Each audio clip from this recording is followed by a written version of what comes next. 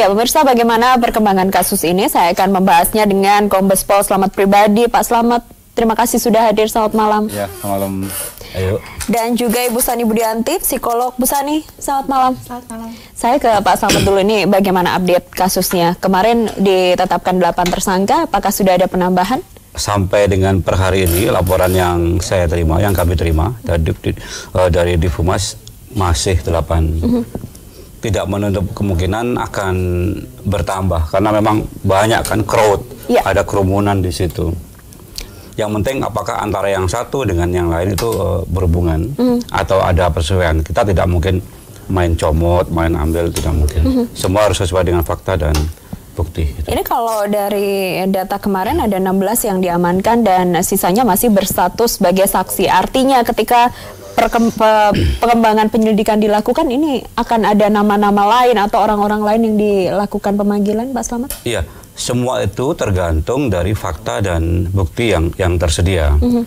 Apakah antara alat bukti yang satu dengan alat bukti yang lain itu ada persesuaian atau tidak? Kalau kita melihat video yang viral, jumlahnya banyak. Betul.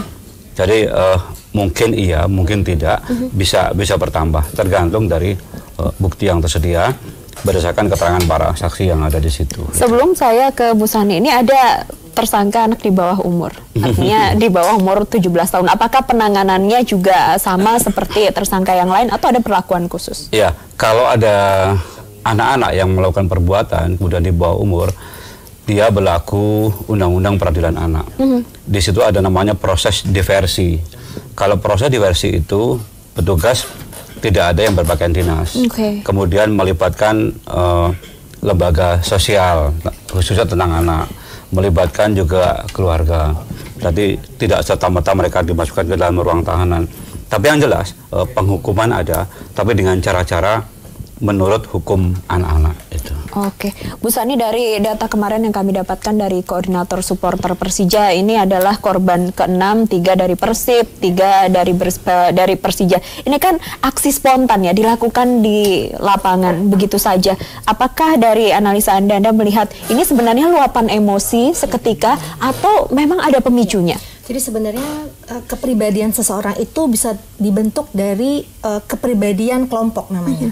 Nah, kalau kita lihat memang kan kelompok ini sudah ada sejarahnya, sejarah konflik, sejarah friksi, sejarah memang korban itu kan juga bukan sekarang, tapi kemarin juga sudah ada korban-korban. Jadi sebenarnya bisa saja memang tanpa disadari gitu ya, si manusia ini sendiri akhirnya mengadop ya amarah atau emosi yang ada dalam kelompoknya.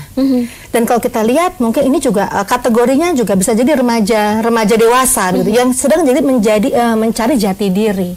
Oleh karena itu menurut saya perilakunya bisa spontan, tapi anger itu sendiri bisa saja sudah ada memang di dalam dirinya ketika dia dilabel menjadi salah satu anggota kelompok tertentu begitu. Nah, oleh karena itu justru menurut saya hal ini kan karena bukan barang baru, jadi sebenarnya bisa diantisipasi oleh seluruh stakeholder yang ada di kita ini lebih cepat gitu. Karena ini benar-benar kalau kita sudah ada anger di dalam manusianya akan gampang sekali, trigger kecil pun akan jadi. Apalagi ketika mereka melakukan suatu hal anarkis itu bareng-bareng.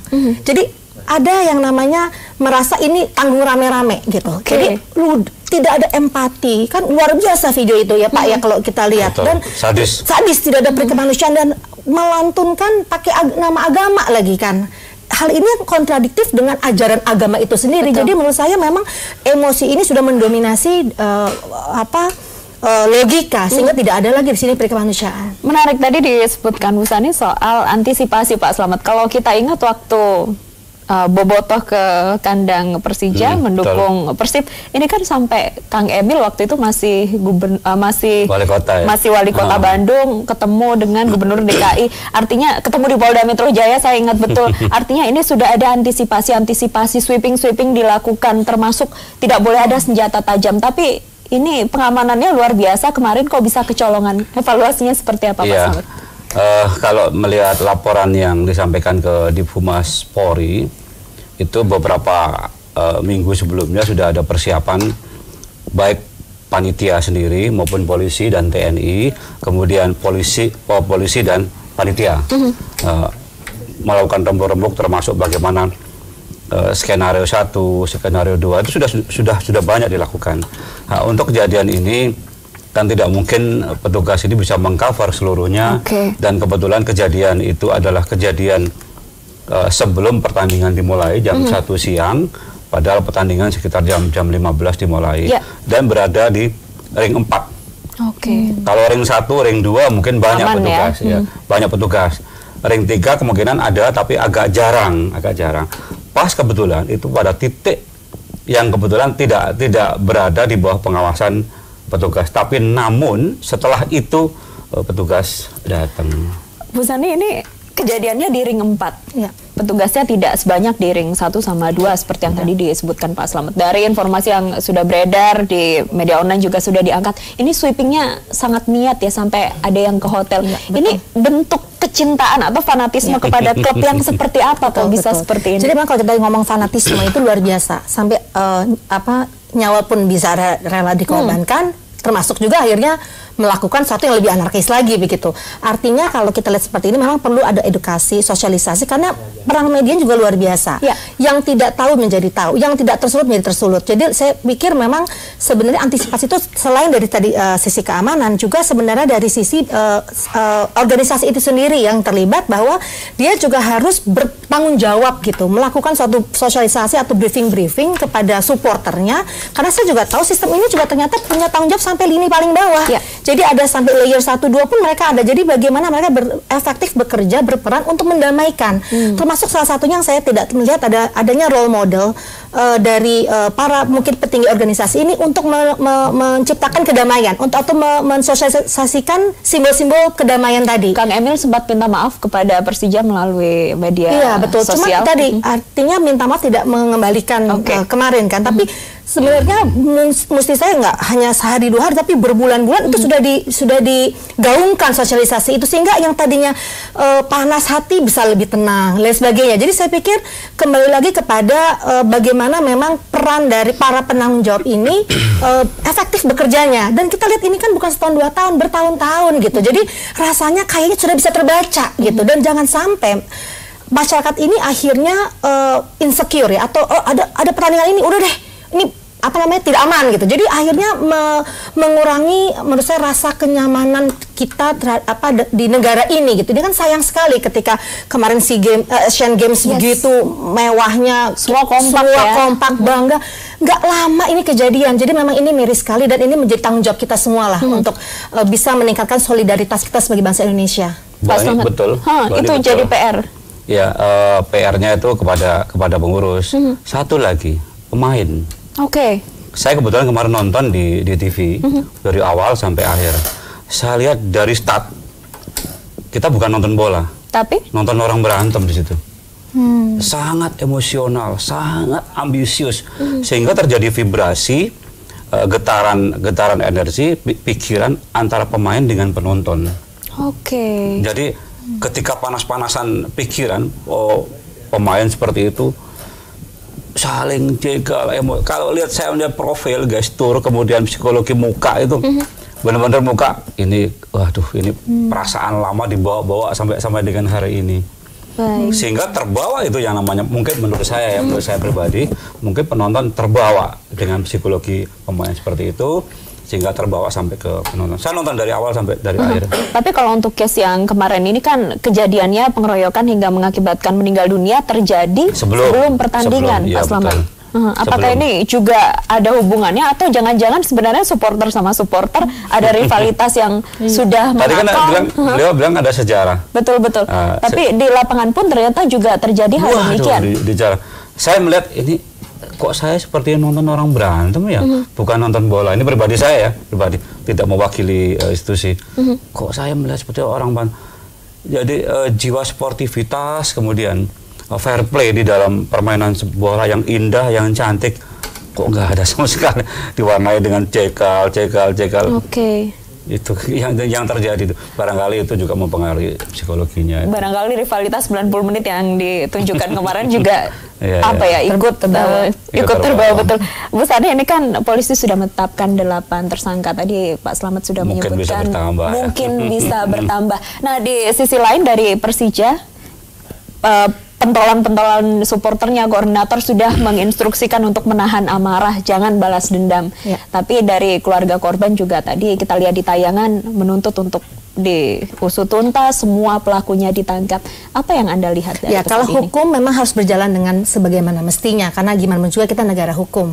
Namun demikian, kita stop, ini adalah korban terakhir menurut saya. Jadi seluruh stakeholder dari pemerintah, organisasi, bahkan ini kan sebenarnya organisasi ini kan sampai mendunia, itu memang bekerja dari sekarang untuk tadi mensosialisasikan rasa kedamaian menurut saya, karena saya yakin ada banyak yang sedih karena korban ini, ada juga yang puas ya, karena kita balik lagi tergantung juga individu tadi, apakah mereka memang punya masalah dalam pribadinya sehingga sebenarnya amarah itu disalurkan melalui pelaku anarkis secara massal, secara berjamaah begitu. Oleh karena itu menurut saya mari kita bekerja saat ini bukan kuratif tapi antisipatif untuk kedepannya. Siapa sebenarnya yang paling dirugikan dengan adanya bentrok antar supporter ini? Kalau kita lihat klub juga dirugikan, artinya bisa saja dibekukan, tidak mendapat izin. Tapi kalau saya bilang yang paling korban adalah bangsa kita, karena mental kita sedih sekali. Kemarin Lombok kita baru mencanakan Indonesia bersatu, semua tertuju pada sana, kok gampang sekali begitu. Jadi saya rasa korban yang paling adalah mental kita sekarang ini. Jadi saya pikir bahwa mari sama-sama kita menyadari ini adalah masalah bangsa yang harus kita tangani, dan saya pikir via keluarga adalah paling lingkungan paling kecil yang bisa menurut saya mengedukasi kita para anak gitu ya. Karena kan ada juga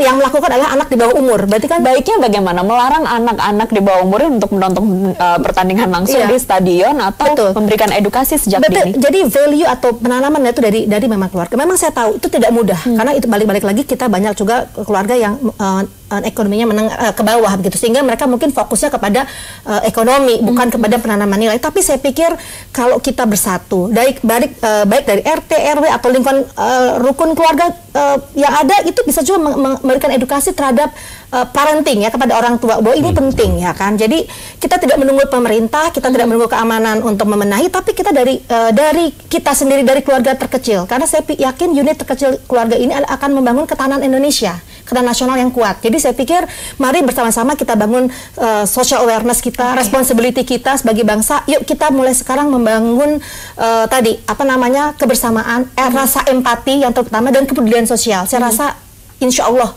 tidak lama lagi Indonesia akan lebih maju lah menurut saya. Dan semua dimulai dari pendidikan keluarga yang paling kecil, paling dasar. Pak Slamet, ini bukan hal pertama tadi disebutkan. Lalu antisipasi ke depannya agar ini menjadi kasus terakhir. Iya, itu juga menjadi bagian evaluasi dari sistem keamanan kita. Saya lihat Polres yang di Bandung juga mengevaluasi terus apa yang bagus, apa yang kurang, itu dievaluasi terus. Ke depan memang soal keamanan ini kan bukan hanya tanggung jawab pihak kepolisian atau aparatur keamanan dalam negeri. Terus tentu ada agenda pemerintah yang dititipkan melalui kepolisian sebagai pelaksana fungsi pemerintahan di bidang penegakan hukum, tapi juga harus ada partisipasi masyarakat. Hukum dibangun ada 3 hal. Pertama, penegak hukum dibangun, kemudian regulasi dibangun, tapi perilaku hukum juga harus dibangun. Baik. Semua hal termasuk bidang transportasi. Jadi jangan dibiasakan kita melakukan persekusi seperti itu, bahwa itu adalah sangat menyakitkan. Ini dulu sempat ada kesepakatan, artinya pertandingan, kita ambil contoh Persib dengan Persija, ini dilakukan tanpa supporter, artinya tidak ada supporter yang ada di stadion untuk mengantisipasi hal yang tidak diinginkan. Apakah hal semacam ini lebih efektif, Pak Slamet, daripada boleh dengan supporter dengan penjagaan luar biasa, tapi bisa saja terjadi memakan korban? Tapi memang ini kan sudah kejadian, evaluasi perlu dilakukan, punishment yang tegas juga harus dilakukan. Polisi sudah melakukan tindakan, tinggal bagaimana organisasi olahraga ini berbenah diri, organisasi penonton juga harus berbenah diri. Masing-masing melihat bagaimana kejadian ini menjadi suatu titik balik untuk saling memperbaiki itu. Baik, terakhir Bu Sani, ini apakah sanksi hukuman yang diberlakukan kurang memberi efek jera sehingga ada kasus yang kemudian muncul?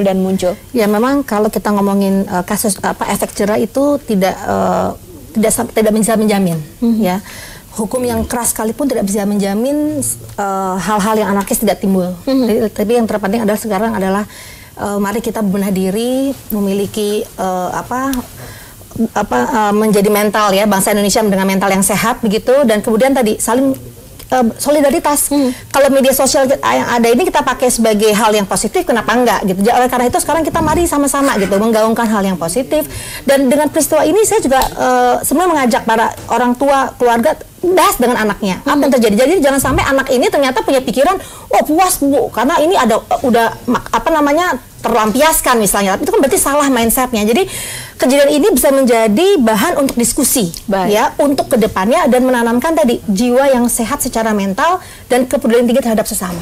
Baik, terima kasih Bu Sani. Pak Slamet, artinya solidaritas, kepekaan terhadap sesama dan tugas semua pihak ya untuk mengamankan semua pertandingan bola. Terima kasih sudah bersama kami. Selamat malam. Pemirsa, seorang pelajar difabel tetap semangat bersekolah meski menempuh jarak belasan kilometer menggunakan kursi roda. Bagaimana perjuangan pelajar tersebut? Informasi selengkapnya akan hadir usai jeda.